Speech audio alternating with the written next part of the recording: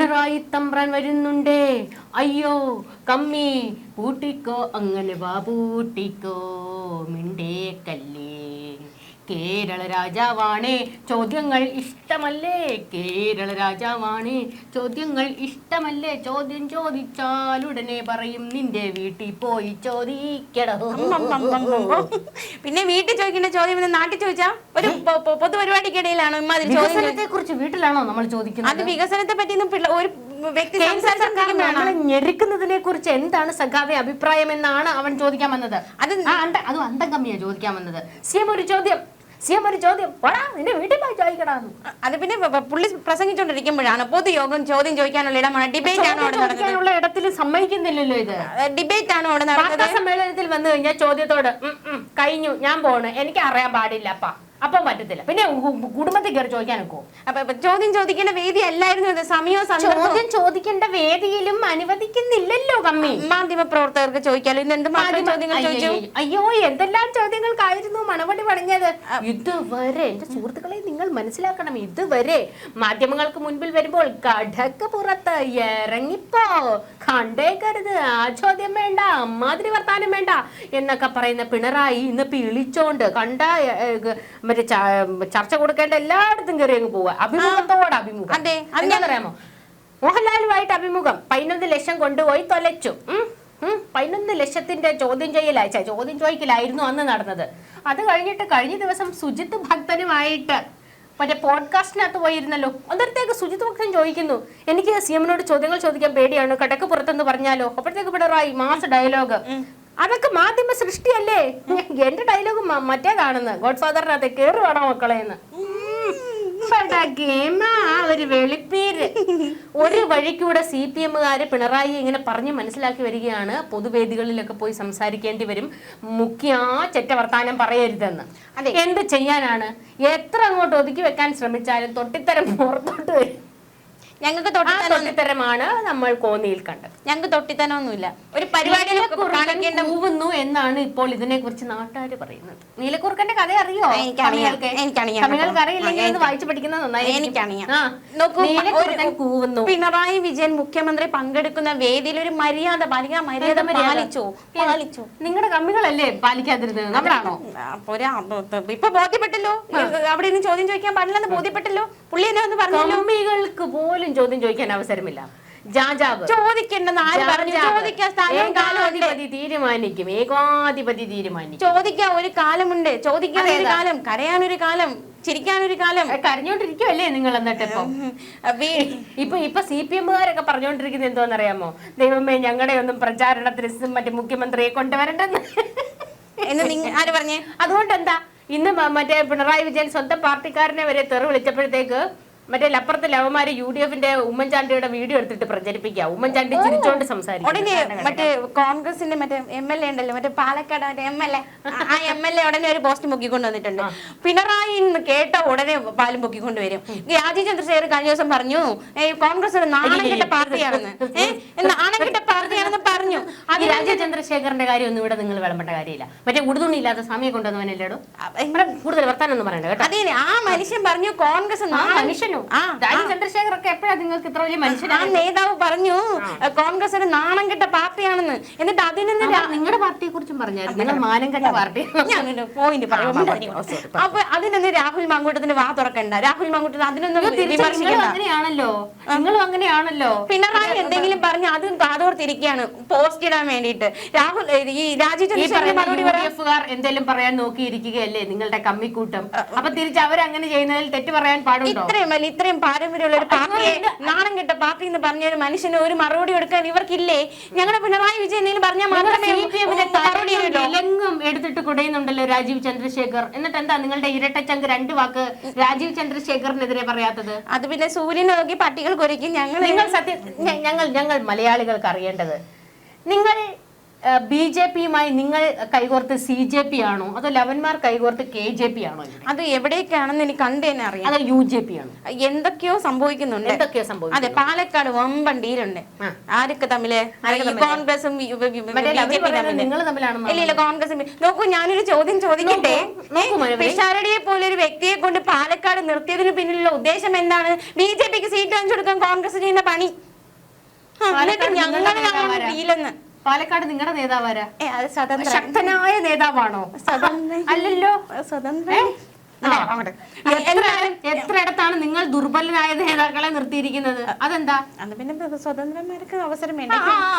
ഞാനൊരു കാര്യം ചോദിക്കട്ടെ, പാലക്കാട് ജനതയെ നിങ്ങൾക്ക് തോന്നുന്നുണ്ടോ രമേശ് പിഷാരടിക്ക് ഈ കോൺഗ്രസ് സീറ്റ് നിലനിർത്താൻ സാധിക്കുമെന്ന് തോന്നുന്നുണ്ടോ? ഉണ്ടോ? അതന്നെ ഡീല്. ശോഭാ സുരേന്ദ്രനെ ജയിപ്പിക്കാനുള്ള ഡീല് ഞങ്ങൾ തമ്മിലാണ് ഡീലെന്ന്. കോൺഗ്രസും BJP-യും കൊണ്ട് ഡീൽ വെച്ചിട്ട് അല്ലെങ്കിൽ ഞങ്ങളെ പിടിച്ചിരുന്നു. ഉളിപ്പുണ്ടോ മനുഷ്യരെ? കഴിഞ്ഞു? ഇല്ല, കഴിഞ്ഞില്ല. ഇനി രണ്ടെണ്ണം കൂടി ഉണ്ട്, പറയട്ടാ.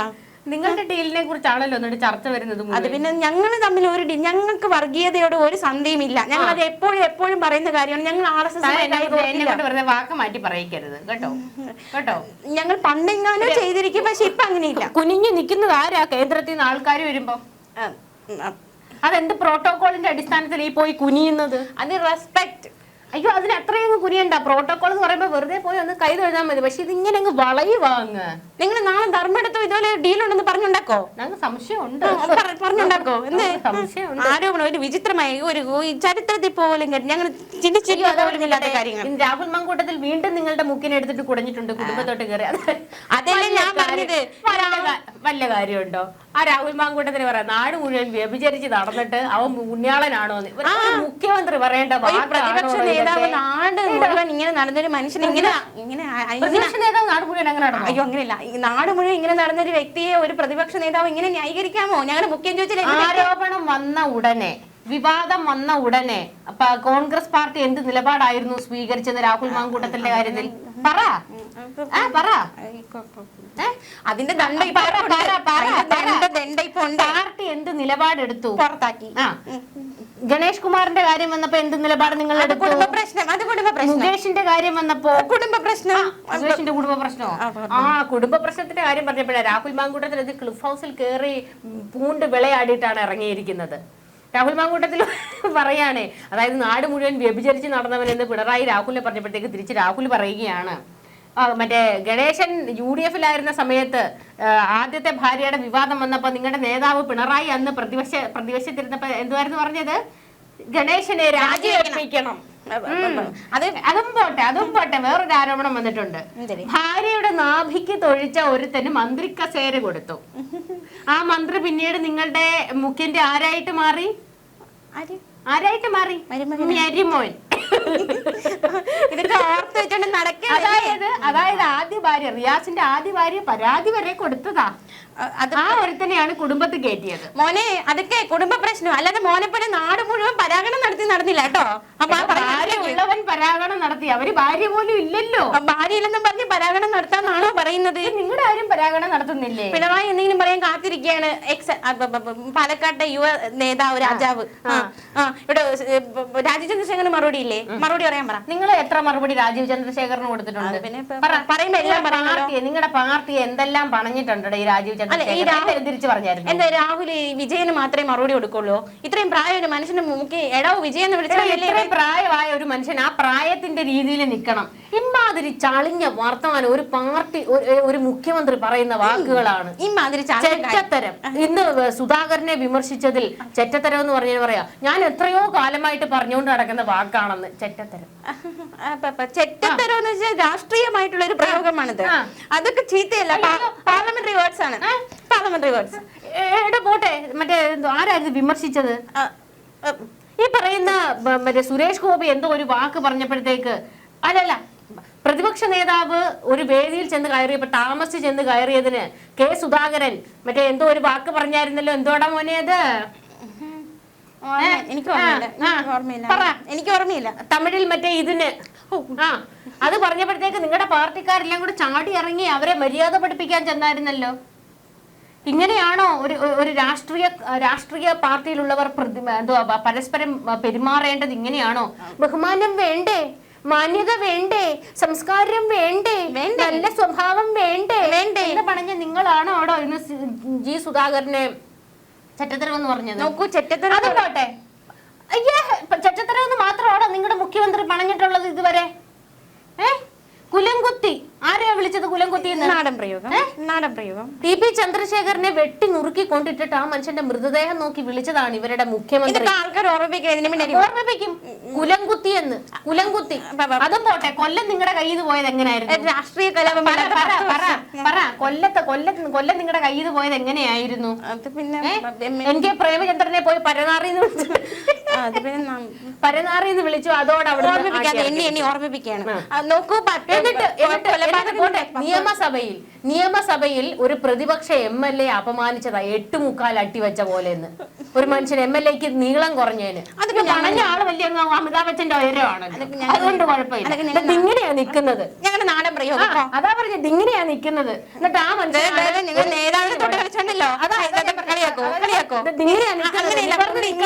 അതെ ഇത്രയും പ്രായത്തിൽ ഇപ്പോഴും മത്സരിക്കുന്നുണ്ടെങ്കിലേ പുള്ളിയുടെ ആരോഗ്യം ഒന്ന് ആലോചിച്ച് നോക്കി.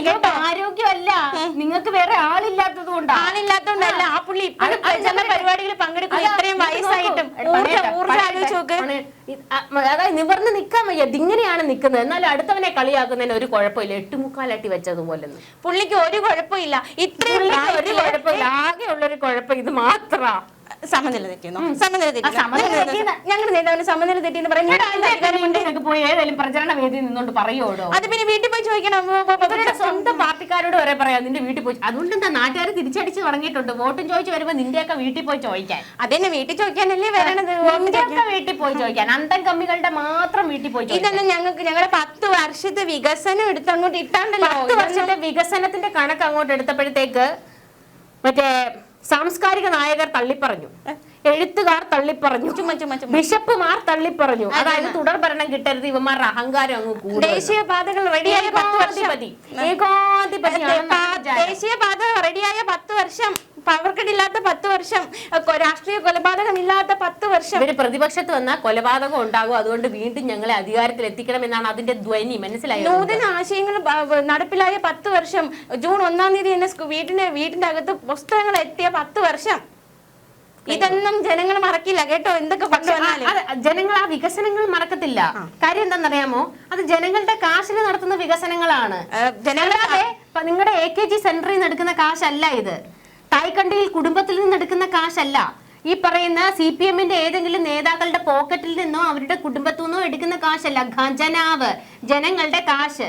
പിന്നെ അതിനകത്തുള്ളൊരു എടുത്തു പറയാനുള്ള ഒരു മേന്മ ഞാൻ പറഞ്ഞല്ലോ, ഞാൻ ഇവരുടെ വികസനത്തെ തള്ളി പറയത്തില്ല. വികസന പ്രവർത്തനങ്ങൾ 10 വർഷത്തിനുള്ളിൽ നടന്നിട്ടുണ്ട്. കാര്യം എന്താണെന്നറിയാമോ? ഈ വികസന പ്രവർത്തനങ്ങൾ ഈ പറയുന്ന പോലെ ഈ ഖജനാവിൽ കാശുണ്ടെങ്കിലേ വികസനം നടത്താനൊക്കത്തുള്ളൂ. നടപ്പാക്കണമെങ്കിൽ ആർജവമുള്ള സർക്കാർ വേണം. അതാണ് ഞങ്ങൾ UDF എന്ന് പറയുന്നത് എന്താണെന്നറിയാമോ? 2 പ്രതിഷേധം വന്ന അവന്മാര് കണ്ടം വഴിയോടും. വിഴിഞ്ഞം ഇതിനു മുമ്പേ യാഥാർത്ഥ്യമാകേണ്ട പദ്ധതിയായിരുന്നു. പ്രതിഷേധം പറഞ്ഞു പോടും. മറ്റേ പ്രതിഷേധം വന്നപ്പോ ഇട്ടിട്ടോടി, ദേശീയപാത ഇട്ടിട്ടോടി. അതുകൊണ്ട് എന്താ അതെല്ലാം ഇവര് ചെയ്തു.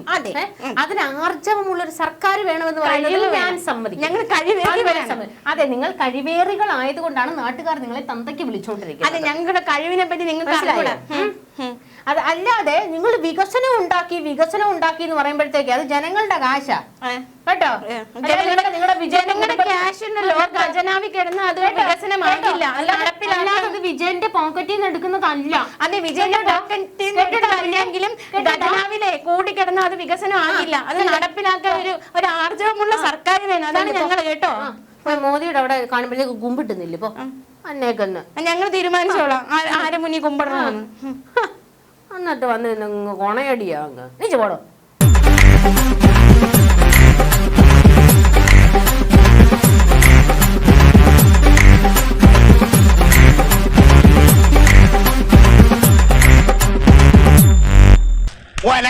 ഒലക്കര മൂട്